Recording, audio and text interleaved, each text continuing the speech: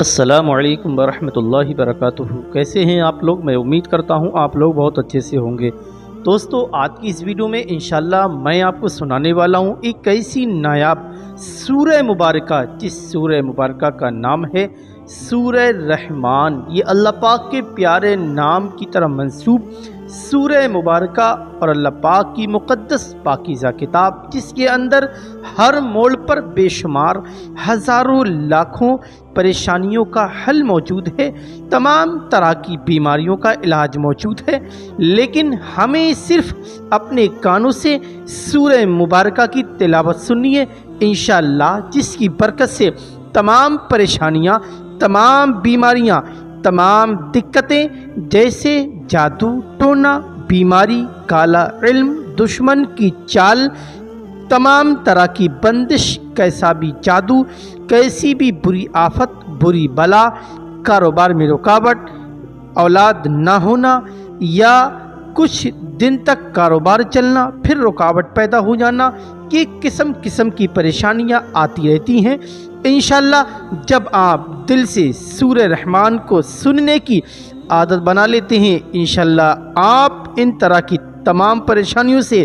آزاد ہوتے نظر آئیں گے۔ اگر کسی کے پاس کوئی اولاد جیسی نعمت نہیں ہے، اس شخص کو چاہیے 11 دھاگے اپنی کمر کے ناپ کے اس کی بیوی کے لیے ہونا چاہیے۔ جس کے پاس کوئی اولاد نہیں ہے، اس کی جو گھر میں اس کی بیوی ہے، اس کی پتنی ہے، اس کے لیے 11 دھاگے کمر کے ناپ کے، چاہے نیلے کلر کے چاہے کالے کلر کے، آپ دکان سے منگا سکتے ہیں، کوئی حرج کی بات نہیں ہے۔ پھر آپ جہاں جہاں سورہ رحمان میں فَبِأَيِّ آلَاءِ رَبِّكُمَا تُكَذِّبَانِ آئے، ایک گرہ لگائیں، پھونک مار دیں،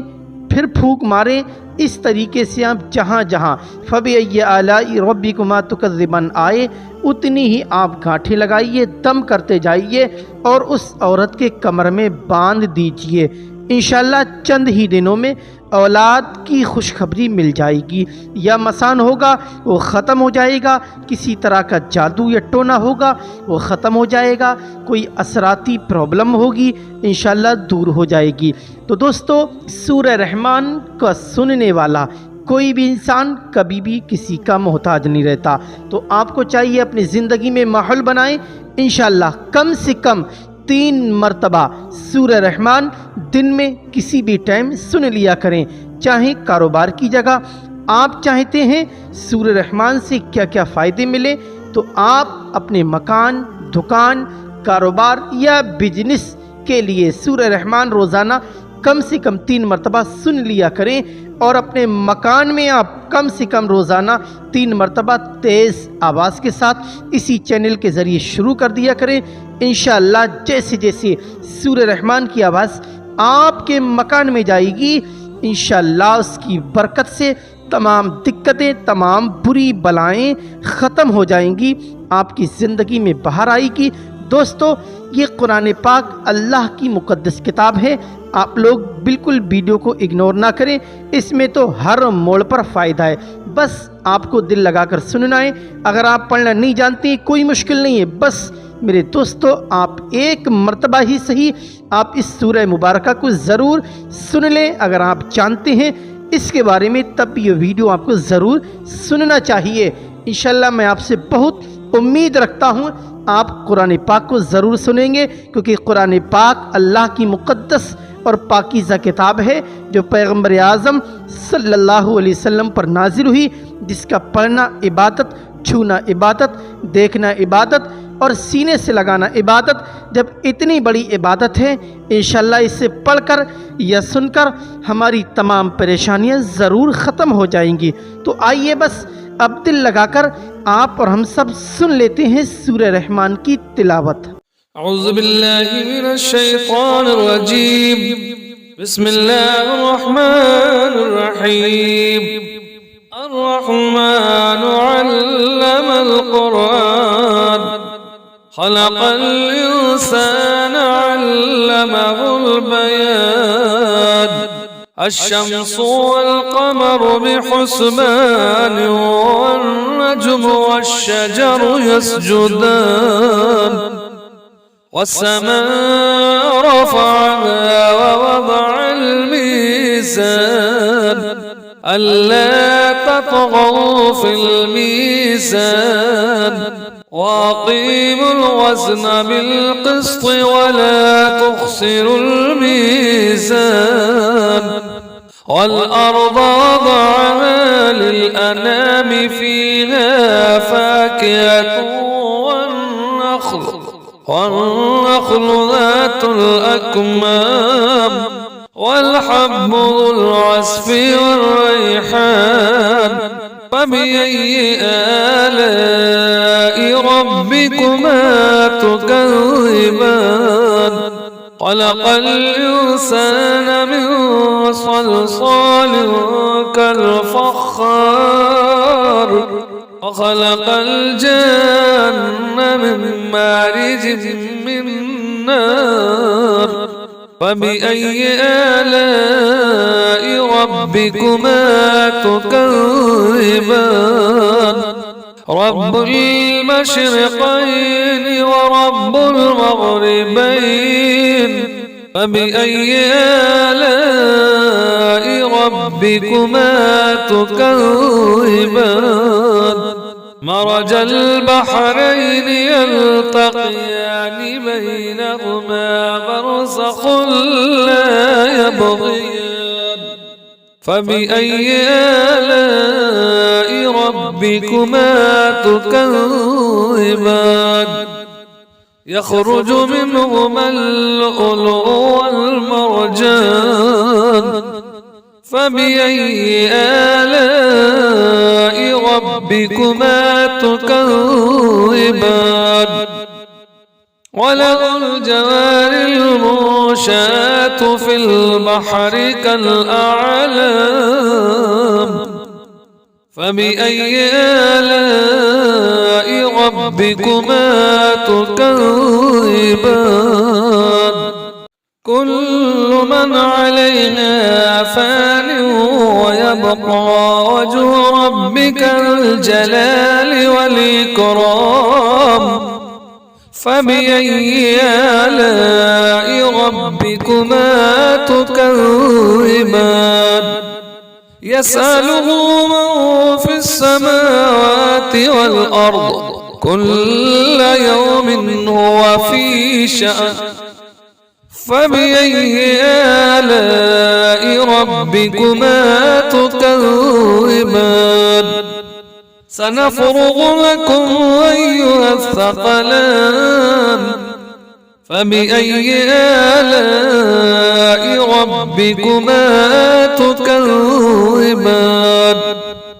يا معشر الجن والإنس إن استطعتم أن تنفذوا من أقطار السماوات والأرض فانفذوا لا تنفذون إلا بسلطان فبأي آلاء ربكما تكذبان يرسل عليكما شواظ من نار ونحاس فلا تنتصران فبأي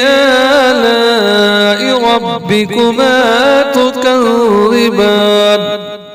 فإذا انشقت السماء فكانت وردة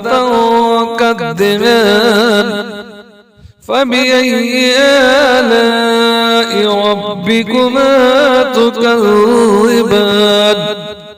فيومئذ لا يسأل عن ذنبه إنس ولا جان فبأي آلاء ربكما تكذبان يعرف المجرمون بسيماهم فيؤخذ بالنواصي والأقدام فبأي آلاء ربكما تكذبان هذه جهنم التي يكذب بها المجرمون يطوفون بينها وبين حميم آن فبأي آلاء ربكما تكذبان ولمن خاف مقام ربه جنتان فبأي آلاء ربكما تكذبان ذواتا أفنان فبأي آلاء ربكما تكذبان فيهما عينان تجريان فبأي آلاء ربكما تكذبان فيهما من كل فاكهة زوجان فبأي آلاء ربكما تكذبان متكئين على فروش بطائنها من استبرق وجنى الجنتين دان فبأي آلاء ربكما تكذبان فيهن خير قاصرات الطرف لم يطمثهن إنس قبلهم ولا جان فبأي آلاء ربكما تكذبان كأنهن الياقوت والمرجان فبأي آلاء ربكما تكذبان هل جزاء الإحسان إلا الإحسان فبأي آلاء ربكما تكذبان ومن دونهما جنتان فبأي آلاء ربكما تكذبان مدهامتان فبأي آلاء ربكما تكذبان فيهما عينان نداختان فبأي آلاء ربكما تكذبان فيهما فاكهة ونخل ورمان فبأي آلاء ربكما تكذبان فيهن خيرات حسان فبأي آلاء ربكما تكذبان حور مقصورات في الخيام فبأي آلاء ربكما تكذبان لم يطمثهن إنس قبلهم ولا جان فبأي آلاء ربكما تكذبان متكئين على رفرف خضر وعبقري حسان فبأي آلاء ربكما تكذبان تبارك اسم ربك ذي الجلال والإكرام الرحمن علم القرآن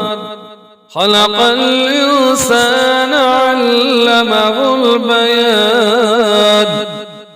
الشمس والقمر بحسبان والنجم والشجر يسجدان والسماء رفعها ووضع الميزان ألا تطغوا في الميزان وأقيموا الوزن بالقسط ولا تخسروا الميزان والأرض وضعها للأنام فيها فاكهة والنخل ذات الأكمام والحب ذو العصف والريحان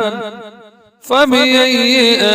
آلاء ربكما تكذبان خلق الإنسان من صلصال كالفخار وخلق الجن من مارج من نار فبأي آلاء ربكما تكذبان رب المشرقين ورب المغربين فبأي آلاء ربكما تكذبان مرج البحرين يلتقيان بينهما برزخ لا يبغيان فبأي آلاء ربكما تكذبان يخرج منهما اللؤلؤ والمرجان فبأي آلاء ربكما تكذبان وله الجوار المنشآت في البحر كالأعلام فبأي آلاء ربكما تكذبان كل من عليها فان ويبقى وجه ربك الجلال والإكرام فبأي آلاء ربكما تكذبان يسأله من في السماوات والأرض كل يوم هو في شأن فبأي آلاء ربكما تكذبان سنفرغ لكم أيها الثقلان فبأي آلاء ربكما تكذبان